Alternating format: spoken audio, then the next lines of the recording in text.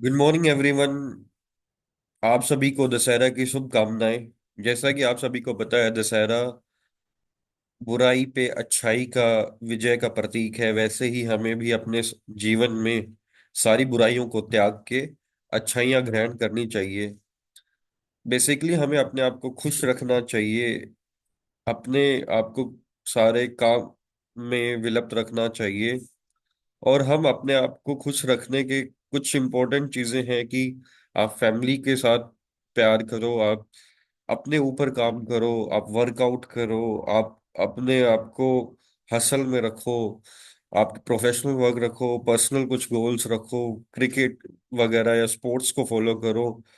So overall चीजें जो basics है कभी उनको नहीं छोड़ना चाहिए। हेल्थ के ऊपर काम करना चाहिए हमेशा। ऑब्वियसली मनी इज इम्पोर्टेंट, सो उसके लिए हमेशा हासिल करते रहना चाहिए। कुछ गोल्स होने चाहिए लाइफ में। बुराइयों के ऊपर त्याग करो कि किसी की बुराई करना, किसी जैसे एक वो बड़ा बढ़िया कोट है कि जब वाइज पर्सन मिलते हैं आपस में तो वो बंदों के बारे में डिस्कशन नहीं करते, वो आइडियाज के बारे में डिस्कशन करते हैं। हमें सिर्फ डिस्कशन में ना रखे, एक्शन मोड में भी रहना चाहिए। तो सबसे बड़ी चीज तो यही है कि हमें अपने अंदर की बुराइयां मारनी है और अच्छाइयां ग्रहण करनी है और आगे बढ़ते रहना है, खुशी खुशी करना है, पॉजिटिव फीलिंग्स के साथ चलना है, पॉजिटिविटी फैलानी है समाज में। सबसे पहले खुद को काबिल करना होता है, क्योंकि जब खुद काबिल होते हो तभी बाकियों का टेक केयर किया जा सकता है। तो सबसे पहले अपनी हेल्थ का ध्यान रखो, फिर अपने गोल्स का ध्यान रखो, फिर अपनी खुशी का ध्यान रखो, फिर अपनी फैमिली का, फिर अपने फ्रेंड्स का, फिर अपने वर्क का, और फिर सारी चीजों का। सो यही है दशहरे की गुड विशिंग्स। आप सभी अपने इन्वायरमेंट को बचा के रखें। अपनी खुशी के लिए कुछ ग्रीन क्रैकर्स आप कर सकते हो, पूजा करनी चाहिए और बाकी सारी चीजें। तो दशहरा के अवसर पर आप सभी को ढेर ढेर सारी शुभकामनाएं, और अपने परिवार के साथ खुशी खुशी मनाएं और ध्यान से। तो आज के दिन की न्यूज़ स्टार्ट करते हैं। सो आज आपको पता है द हिंदू का एडिशन नहीं आया है, तो आज मैंने financial express, Indian express, business standard और मेंस से देखा। तो फाइनेंशियल एक्सप्रेस मेरे को मोर रिलायबल लगता है, उसके बारे में डिस्कशन स्टार्ट करते हैं। जैसे Noel to steel Tata trust, so इसके बारे में डिस्कशन करेंगे। नोएल जी कौन है, टाटा ट्रस्ट या टाटा सन के सक्सेसर कौन है, उसमें किस इन्होंने पहले क्या लीड किया था, इनका ये कैसे रिलेट करते हैं, कैसा मार्केट परफॉर्म करी। तो वो सारे डिस्कशंस हैं। Minimum corporate tax rule likely in IT act rejig, 15% corporate tax minimum होना ही चाहिए। इसके ऊपर डिस्कशन चल रहा है मेनली सर्विस इंडस्ट्री आईटी के अंदर। रूपी आपको पता है ऑल टाइम लो पहुंच गया है, ब्रीचेस 84। सो एक्सपोर्टर्स को अभी इसमें बेनिफिट होता है क्योंकि वो कंपिटिटिव बन जाते हैं। जो लास्ट टाइम भी अगस्त में भी फेल किया, डाउन किया था, सितंबर में भी इंडस्ट्रियल प्रोडक्शन आउटपुट जो है वो गिर गया है। टेस्ला जो है रोबो टैक्सीज जो है स्टार्ट करने वाली है। हरिकेन मिल्टन के बारे में अपने कल डिस्कशन किया था। ब्लैक रॉक के एसेट्स $11.5 ट्रिलियन के हैं। इसको भी आपको मैं बता दूंगा कि ये एसेट मैनेजमेंट कंपनी है, इसमें क्या डिस्कशंस है। सो ये है मेन मेन मुद्दे हैं, उसके बारे में आप डिस्कशन करते हैं, फिर आगे जो फर्दर पेजेस पे, फर्दर न्यूज़पेपर्स में जो इंपॉर्टेंट न्यूज़ है वो डिस्कशन करेंगे। So let's start. सबसे पहले जो हाउस ऑफ टाटा है, जैसे इनका हाउस ऑफ टाटा का फैमिली ट्री है, वैसे ही हमें अपना फैमिली ट्री रखना चाहिए। My family tree is also very very rich, I would say. Rich in the sense of this कि काफी डाइवर्स है, काफी बड़ा भी है, एंड काफी मीनिंगफुल वर्क भी है, काफी strong and hard working and inspirational journey भी रही है सबकी। सो मैं चाहता हूं कि एक दिन हर किसी का फैमिली ट्री इस तरह से याद किया जाए। सबसे पहले तुम्हें खुद पता होना चाहिए कि तुम्हारा फैमिली ट्री कितना स्ट्रोंग था, कितने थे। आज भी मैं मतलब 3-4 पीढ़ी तक ही याद रहता है मेरे को, उसके बाद याद नहीं रहता है। कम से कम 6-7 पीढ़ियों तक याद है मेरे फादर को, कि मैं, मेरे फादर, उनके दादा, फिर उनके पिताजी, फिर उनके दादा, फिर उनके दादा, यहाँ तक मेरे को याद है। उसके बाद याद नहीं है। तो इस तरह के फैमिली ट्री आप रखो, क्योंकि आगे काफी सिक्योरिटी आ रही है सोसाइटी, फैमिलीज। तो आपको कम से कम अपना हिस्टोरिक बैकग्राउंड पता होना चाहिए। तो अभी स्टार्ट करते हैं the house of Tata. House of Tata में सबसे पहले जो टाटा ट्रस्ट है उसके अंदर रतन दोराब टाटा के जो थे, उन्होंने नूसरवंजी टाटा जो है उनके बेटे नूसरवंजी टाटा जो है वो रतन दोराब टाटा जी के बेटे थे। वहां से चीजें स्टार्ट हुई। नूसरवंजी टाटा ने शादी की जीवन बाई कवासजी टाटा। जीवन बाई कवासजी टाटा के फिर जो हुए वो जमशेद जी नूसरवंजी टाटा थे। तो यहाँ से फिर उनका बिजनेस चला और इनकी डॉटर्स थी कवासजी मैनेक जी टाटा, जिन्होंने एडोप्ट किया दादा भाई कवासी डाटा। आप इस ट्री में देखना, इन्होंने एडोप्शन ज्यादा किया हुआ। पारसीज लोग तब उस टाइम पे एडोप्शन में बिलीव करते थे, तो एडोप्शन की लेगेसी को कैरी करना और इतने स्टेबल वे से, it's already next to impossible thing which Tatas had already done. फिर इनके जो रतन जी दादा भाई टाटा हैं फिर वो आए, then JRD Tata. JRD Tata काफी पॉपुलर हुए अपने सारे काम के लिए, तो उनका फैमिली ट्री इस हिसाब से था। फिर जो जमशेद जी टाटा था उस उन्होंने अडोप्ट किया, इन्होंने भी देखो एडोप्शन किया, वो सर रतन टाटा थे। फिर रतन टाटा जी ने जो है शादी की नवल फिर उनके जो है नवल एच टाटा थे, और नवल एच टाटा के ने शादी की सोनू सोनू कमिश्रेट, और शादी की और शादी करने के बाद सोनू कमिश्रेट और सिमोन डोनोयर जो हैं वो दो बेटे पैदा हुए। नहीं, दो शादियां की, और उसमें जो है फिर रतन टाटा जी आए और फिर नोएल टाटा जी आए। सिमोन जो डोनोयर है वो नोएल टाटा की मदर है, और रतन नेवल टाटा जो है वो सोनू कमिश्रेट है। इन्होंने अपने फिर दादाजी के नाम पे ही रतन टाटा जी का नाम रखा। उसके बाद अभी जो नोएल टाटा जिन्होंने एज ए सक्सेसर अपॉइंट किए हैं, उनके आगे थ्री किड्स हैं, ली टाटा, निवेल टाटा और माया टाटा। तो इस तरह का इनका फैमिली चार्ट था। अभी ये जो मिस्टर नोएल टाटा है, इन्होंने कैसे क्या चीजें की हैं पास्ट में, इनको क्या दावेदारी थी टाटा चेयरमैन का बनाने में, तो वो डिस्कशन करते हैं। जैसे Noel to steel Tata trust, ये हेड करने वाले हैं। इसमें यूनानिमस डिसीजन हुआ न्यू हेड का कि भाई 2012 के अंदर जब रतन टाटा जी ने डीबोर्ड किया था चेयरमैन की मेंबरशिप को, तो उस टाइम पे भी इनका इनका नाम आ रहा था, बट उसके नाम में उस टाइम पे रतन टाटा जी ने कॉन्फ्रेंस में ये बोल दिया था वो अभी इनएक्सपीरियंस्ड है, वो इतना हेड नहीं कर सकते, तो उस टाइम पे फिर वो बातें कम हो गई थी। अभी जो है, गिव मी अ सेकंड। तो बेसिकली हम यहाँ पे थे कि नोएल टाटा जी ने कौन सी कंपनीज ओन की है, उनका क्या वर्क है और वो क्यों दावेदार है, उसके बारे में डिस्कशन करते हैं। उससे पहले टाटा सन जो है, टाटा सन के अंदर किस किस की कंट्रीब्यूशन है, किस किस की शेयर होल्डिंग है। सबसे ज्यादा टाटा ट्रस्ट की शेयर होल्डिंग है, 66% है। देन मिस्त्री फैमिली की है, देन सापुर पलोंजी ग्रुप की है, देन टाटा ग्रुप कंपनीज की है share, and then Tata family खुद ओन करती है 2.8%। ये सारा है। टाटा ट्रस्ट जो है वो उन्होंने वेरियस सोशल इनिशिएटिव्स लिए हैं, sanitation, education to environment.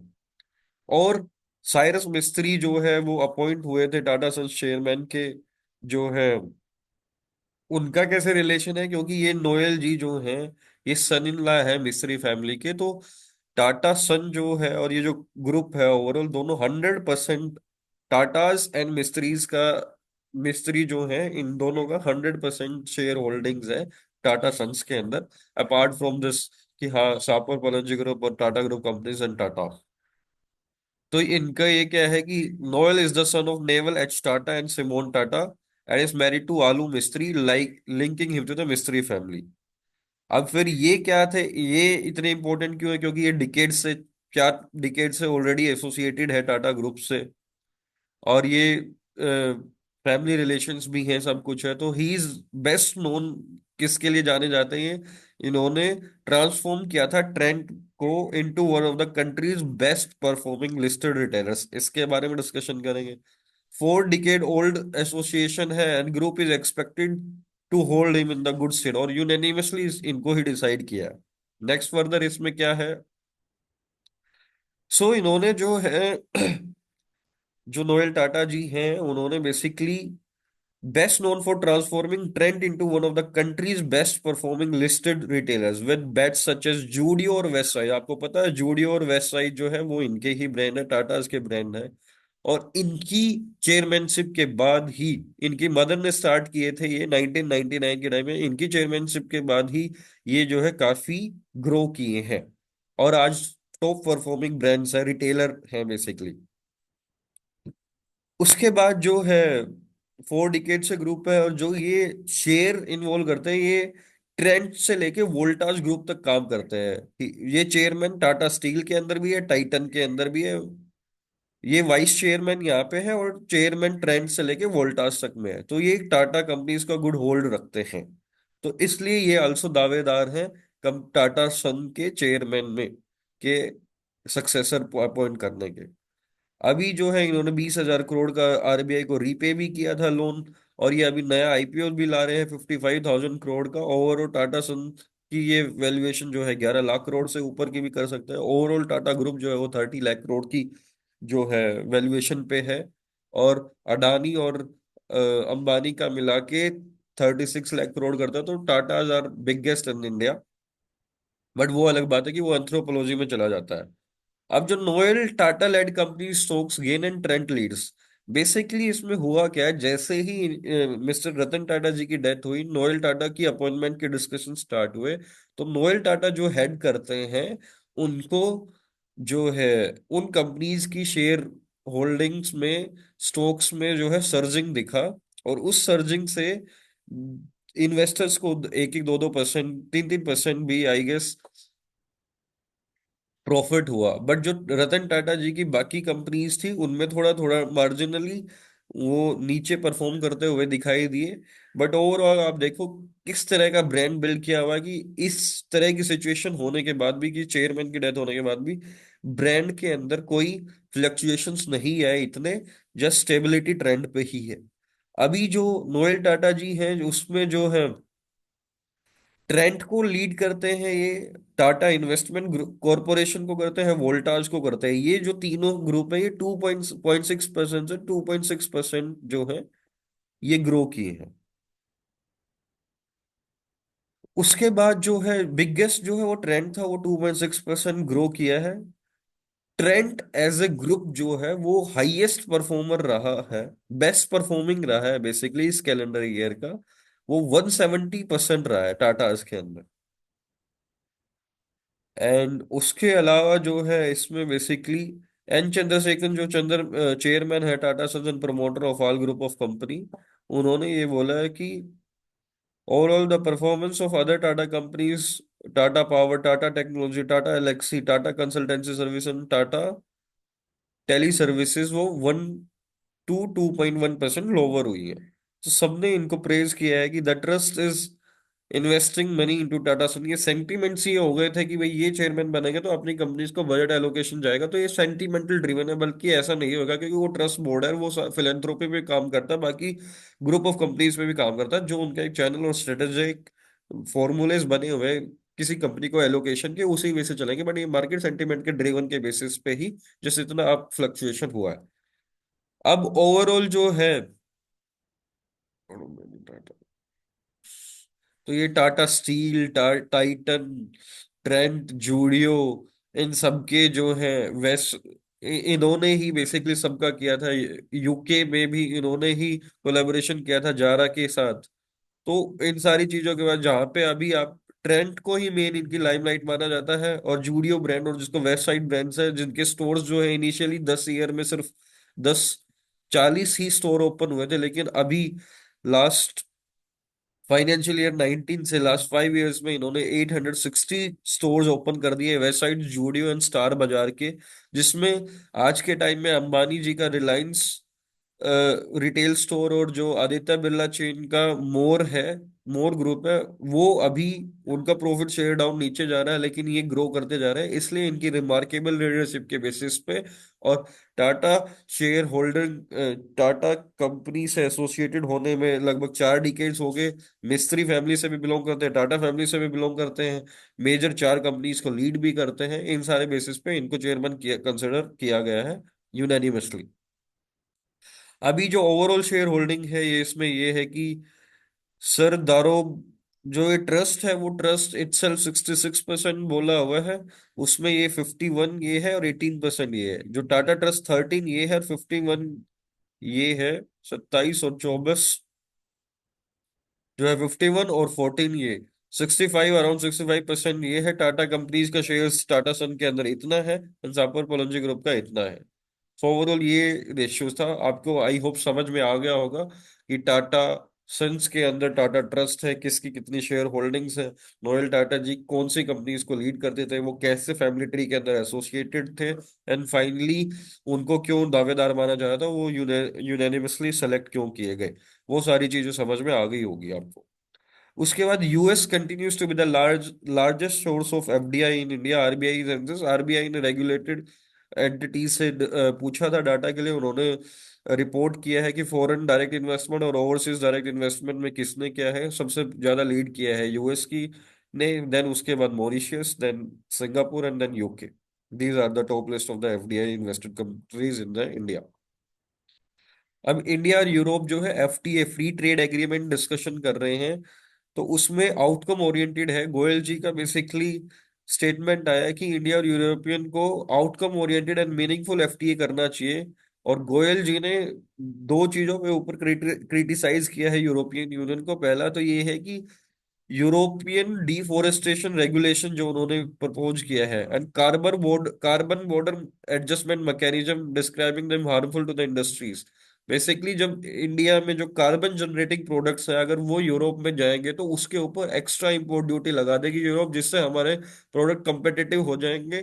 Competitive नहीं रहेंगे तो हमारी सेल डाउन कम हो जाएगी। तो यूरोप की इस फ्रंट को गोयल जी ने क्रिटिसाइज किया है, क्योंकि वो पेरिस जो कॉन्फ्रेंस हुई थी उसमें उसके अगेंस्ट है, पेरिस एग्रीमेंट के अगेंस्ट है। क्योंकि डेवलप्ड कंट्रीज को, इंडिया को, ये जो डेवलपिंग कंट्रीज है, जो एग्रीकल्चरल एक्सपोर्टिंग कंट्रीज है लाइक ब्राजील, इंडिया, तो एंड इवन यूएस ने भी इसको, जो यूरोप की डिफोरेस्टेशन रेगुलेशन एडॉप्शन है और कार्बन बॉर्डर एडजस्टमेंट मैकेनिज्म है, इसको क्रिटिसाइज किया है। क्योंकि पेरिस एग्रीमेंट में ये तय हुआ था कि डेवलपिंग नेशंस को डेवलप्ड नेशन एक अमाउंट देंगे, वो अभी तक दिया नहीं है। तो वो दिया नहीं है तो वो कैसे टेक्नोलॉजी और इनोवेशन करके उस टाइम पे चीजें बेसिकली लोअर कॉस्ट में प्रोड्यूस कर पाएंगे। तो इसलिए इसमें क्रिटिसाइज किया है सबने, या तो आप पैसे दो या फिर पैसे नहीं दे रहे तो आप इसके ऊपर इम्पोर्ट ड्यूटी मत बढ़ाओ। अनटिल अनलेस सॉल्यूशंस नहीं आते then only we should implement it. तो ओवरऑल क्रिटिसिज्म ये है। उन्होंने तो डेवलपमेंट, जब वो डेवलप्ड हुए उन्होंने तो उस टाइम पे हार्नेस किया पूरे नेचुरल रिसोर्सेज का और पोल्यूशन किया। बट अब डेवलपिंग नेशंस की बारी आई, अब वो उनको इस तरह से ओपन ना करके मार्केट उनके ऊपर रिस्ट्रिक्शंस इम्पोज कर रहे हैं, जो कि गोयल जी ने क्रिटिसाइज किया है। और इससे जो इम्पैक्ट होएगा वो इम्पैक्ट होएगा कॉफी, लेदर, पेपर इंडस्ट्रीज में लगभग 1.3 बिलियन डॉलर। और जैसे steel, cement, fertiliser, aluminium and hydrocarbon industries है, इनके ऊपर इम्पैक्ट पड़ेगा। और ये जनवरी 2026 से इम्प्लीमेंट होने की बात है। तो इंटरनेशनल रिलेशन जो है, ये फाइनेंस मिनिस्टर मिनिस्टर सीतारमन ने भी रेज किया था कि ये आर्बिट्रेटरी है, यूनिलेटरल है, इसका कोई वजूद नहीं है जब तक चीजें ग्राउंड पे नहीं होती। और जब तक चीजें, पेरिस एग्रीमेंट की चीजें इम्प्लीमेंट नहीं होती और उसके बाद इंडिया के पास इनोवेशन एंड टेक्नोलॉजी नहीं आती, तब तक बॉर्डर्स को ऐसे क्लोज नहीं कर सकते आप, या इस तरह की पॉलिसीज ड्राइव नहीं, सिस्टम में नहीं ला सकते। तो international relation should focus on cooperation rather than retaliation, ये फाइनल स्टेटमेंट था। होप आपको ये पूरा मुद्दा समझ आ गया होगा। जब ब्लैक रोक है, ब्लैक रोक के एसेट्स जो है वो 11.5 ट्रिलियन डॉलर हो चुके हैं। आपको पता है इंडिया की इकोनॉमी 3.5 ट्रिलियन, 3.57 ट्रिलियन डॉलर के आसपास है। तो एक अकेली कंपनी जिसके एसेट्स है, जो वेल्थ मैनेजमेंट कंपनी है, एसेट्स को मैनेज करती है, उसकी 11.5 ट्रिलियन डॉलर की एसेट्स हो चुके हैं। मोर देन जो फिफ्थ लार्जेस्ट इकोनॉमी है वर्ल्ड के अंदर, उससे भी ज्यादा basically. So it's remarkable US के अंदर कंपनी है कि वो कितना डिफरेंस है डेवलपिंग और डेवलप्ड नेशंस में। तो ओवरऑल जिसमें ये कर रहा था, लास्ट वीक में इन्होंने न्यूयॉर्क में 12.5 बिलियन डॉलर की एक्विजिशन की है। और ग्लोबल इंफ्रास्ट्रक्चर पार्टनर के साथ में, जिन्होंने $100 बिलियन के एसेट्स ऐड कर दिए इनकी किटी में। और सेकंड चीज जो है, ये ग्रो देखो कितना की है, 9.1 ट्रिलियन थे ये लास्ट ईयर, और अभी 11.48 ट्रिलियन है। So which is 9.1 trillion year on year liar, and 10.65 trillion in the second quarter ये थे। तो इतना लगभग $2 ट्रिलियन की एडिशन होना एसेट्स के अंदर अपने आप में बड़ी बात है। इट्स इसको एसेट को ऐड करना, it's is just managing the wealth from it's just a number game, I would say. So for any developing countries, it's a learning step to them.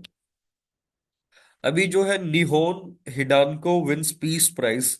निहोन हिडानक्यो निहोन हिडानक्यो क्या है? निहोन हिडानको कोई बंदे का नाम नहीं है। आपको पता है कि भाई अभी जो अपने उसमें है, नोबेल प्राइज अवार्ड ही हो रही है। मेडिसिन का हुआ, केमिस्ट्री का, फिजिक्स का हुआ, केमिस्ट्री का हुआ, लिटरेचर का हुआ। अभी नोबेल हिडानक्यो है। ये पीस प्राइज है। ये पीस प्राइज आपको पता है, नोबेल कमेटी ने, Norwegian Nobel Nobel committee, Oslo based Norwegian Nobel committee ने ये बताया है। वो बाकी स्वीडिश उसके अंदर होती है, ये नॉर्वेजियन के अंदर डिस्ट्रीब्यूट किया जाता है। ये जो है निहोन हिडाल्को को दिया, ये एक ग्रुप है। जब यूएस ने जापान के ऊपर एटॉमिक बम डाले थे, हिरोशिमा और नागासाकी के ऊपर, तो जो उसके सर्वाइवर बंदे थे, वो एक उन्होंने ग्रुप बना लिया था और उन्होंने बोला था इस तरह के वेपन यूज नहीं होने चाहिए। तो उस सोसाइटी को ये नोबेल प्राइज दिया है। और इस टाइम की सिचुएशन में जापानीज पीएम ने बोला ये एक्सट्रीमली सिग्निफिकेंट था इस तरह का अवार्ड देना।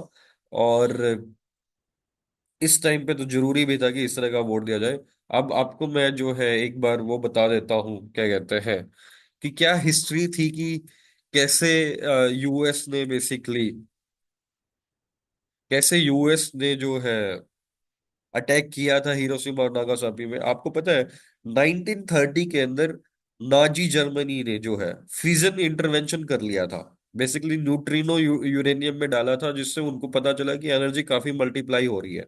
तो अमेरिका को ये पता चल गया था कि भाई अच्छा, एनर्जी इतनी मल्टीप्लाई हो रही है तो कभी ये एटॉमिक बम ना बना ले।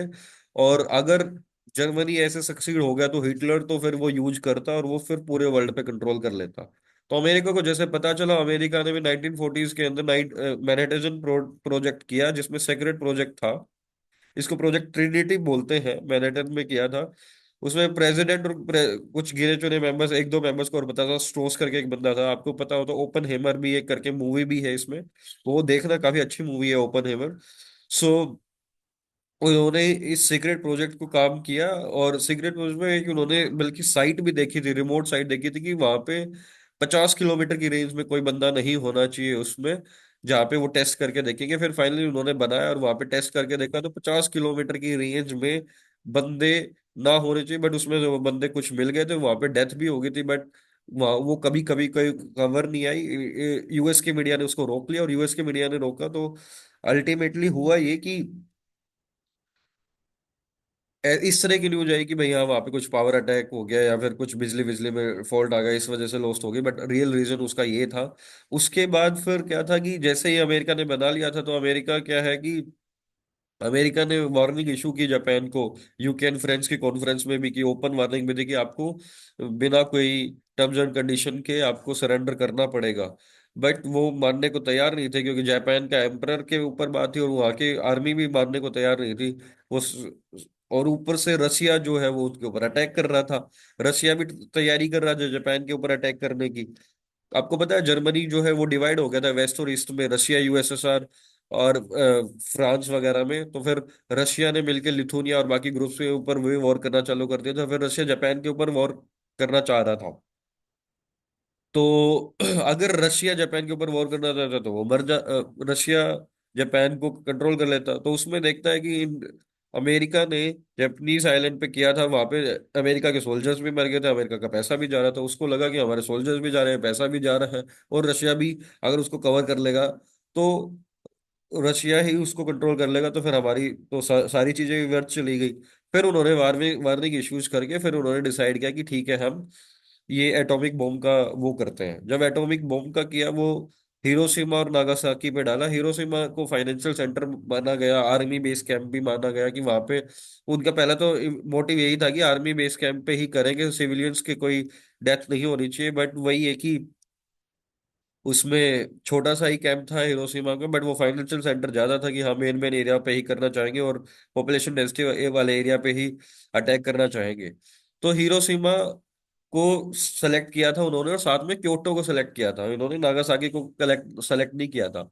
बट क्योटो जो है, वहां पे कुछ वेदर सिचुएशन नहीं थी, बादल बादल, तो उन्होंने एवं ही नागासाकी को चूज कर लिया और फिर बाद में नागासाकी पे भी डाल दिया। यहाँ पे तो दिखा रहा है कि भाई 1.25 लाख लोग मर गए थे, बट एक्चुअल में 3 से 4 लाख लोग मिले थे, और इम्पैक्ट आज तक 80 साल से भी होता है एक। और अब आज के जब टाइम में ऐसा सिचुएशन है कि एक बॉम्ब पूरे देश को ही खत्म कर सकता है, सिटीज को नहीं। तो अगर इस बार न्यूक्लियर हुआ या वर्ल्ड वार हुआ या कुछ भी हुआ, जैसे मैंने बोला भी था, आइंस्टीन ने एक स्टेटमेंट दी थी कि मेरे को ये नहीं पता थर्ड वर्ल्ड वार कैसे होएगा, बट फोर्थ वर्ल्ड वार पक्का पत्थर और लाठियों से होएगा। तो वही एक चीज है आज सिचुएशन, पता ही है, इसराइल, रशिया, नॉर्थ कोरिया, कैसी सिचुएशन है, कुछ उनके लीडर होते हैं कुछ भी यूज कर लेते हैं।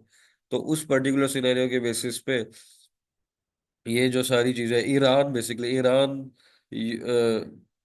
रशिया एंड नॉर्थ कोरिया, ये जो है सन के लीडर्स है, उसमें किसी भी चीज का यूज ना कर दे तो उसकी सिचुएशन जो है सही नहीं है। तो इसलिए जो यही अवॉइड करते हैं कि भाई कोई भी न्यूक्लियर अटैक नहीं होना चाहिए किसी भी मामले में। अगर न्यूक्लियर अटैक हुआ तो दुनिया ही खत्म हो जाएगी। फिर नॉर्वे में जो सीड्स वगैरह हैं जिससे लाइफ जनरेशन हुई थी, तो फिर वो वहां से वो काम आएंगे। अदरवाइज अगर इस बार न्यूक्लियर वॉर हुआ तो बेसिकली कंट्री बचेगी नहीं, कंट्री क्या, वर्ल्ड ही नहीं बचेगा। सो एक ये जो नोबुन Nobuyo Oyama, voice of Doraemon, dies age 90। Nobuyo Oyama, देखो पहली चीज तो देखो 90 एज में ये नेचुरली डेथ हुई है इनकी। सो नेचुरली डेथ, 90 एज तक जीते हैं और काफी फिट भी दिख रही है। तो इन्होंने जो है डोरेमोन कार्टून जो कैरेक्टर है उसमें अपनी वॉइस दी थी, जिसमें जो कि लगभग 1/4 ऑफ सेंचुरी, 25-26 साल तक इन्होंने इसकी कार्टून कैरेक्टर की दी है। ये नहीं रही है, इनका नाम नोबुयो ओयामा था। ये 1979 से 2005 तक चला था। ये उसके बाद फिर एशिया में भी पॉपुलर हो गया था, एशिया में मतलब इंडिया में हर जगह पॉपुलर हो गया था। So these are the important news for today. Hopefully you get the informational content and keep enjoying the Sarah and keep learning as well as keep working on yourself so that you remain away from the all the burais basically, evil things basically. So आज sign off करते हैं फिर। Thank you, have a good day, bye bye.